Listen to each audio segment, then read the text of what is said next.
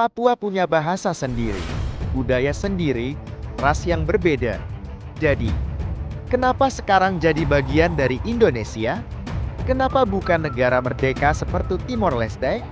Jawaban itu tidak sesederhana karena sejarah, tapi juga tentang diplomasi, senjata, dan permainan kekuatan global.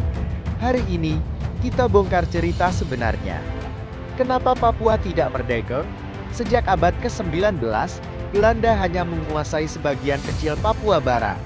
Tahun-tahun 1945, Indonesia merdeka dan menyatakan semua wilayah bekas Hindia Belanda adalah bagian dari republik. Tapi Belanda menolak menyerahkan Papua, mereka anggap itu wilayah terpisah secara etnis dan budaya. Fakta menarik, tahun 1950-an, Belanda mulai melatih elit Papua untuk membentuk negara sendiri, bikin bendera, parlemen lokal, bahkan lagu kebangsaan Hai Tanahku Papua. Soekarno tidak terima.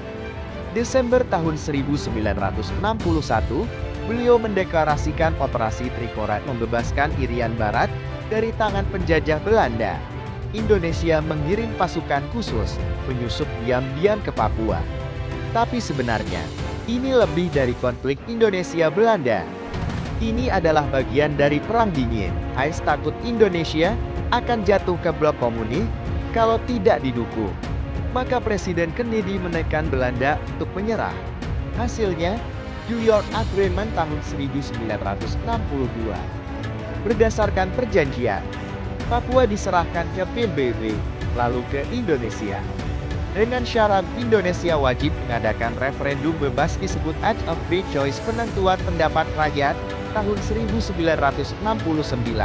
Tapi ini bukan referendum seperti yang kita bayangkan.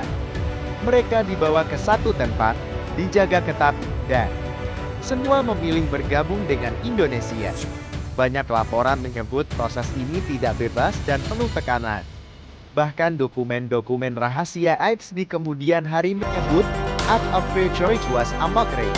Sejak saat itu, banyak rakyat Papua merasa tidak benar-benar memilih. Muncullah gerakan pro kemerdekaan seperti APM, Organisasi Papua Merdeka. Tercatat puluhan konflik bersenjata, penangkapan, bahkan operasi militer. Fakta menarik dan tragis, banyak aktivis Papua yang hidup di pengasingan. Bendera bintang kejora dilarang dikibarkan. Beberapa kasus pelanggaran hak AGB tak pernah diusut tuntas. Indonesia adalah negara besar dengan posisi strategis. Banyak negara, termasuk Amerika, lebih memilih stabilitas politik daripada memperjuangkan hak Papua. PBB tidak pernah benar-benar meninjau ulang hasil referendum tahun 1969. Di sisi lain, pemerintah Indonesia menganggap Papua sudah sah berdasarkan hukum internasional. Tapi pertanyaan moral tetap hidup. Apakah Papua benar-benar diberi hak untuk memilih nasibnya sendiri? Papua adalah bagian dari Indonesia. Tapi sejarah bagaimana itu terjadi, penuh luka dan tanya. Mungkin sudah waktunya kita berhenti bicara kamu pro Papua atau anti Indonesia, dan mulai bertanya, apakah sejarah sudah adil untuk semua pihak? Apa pendapat kamu? Haruskah sejarah Act of Free Choice ditinjau ulang? Tulis di komentar.